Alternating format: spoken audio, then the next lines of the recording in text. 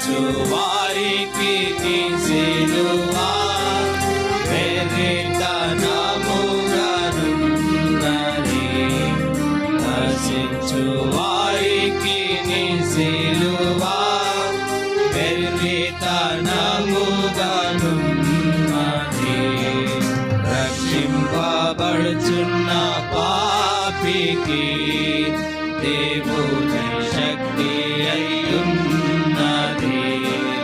రక్షింపబడుచున్న పాపికి దేవుని శక్తి అయ్యున్నది. నీ రక్తమే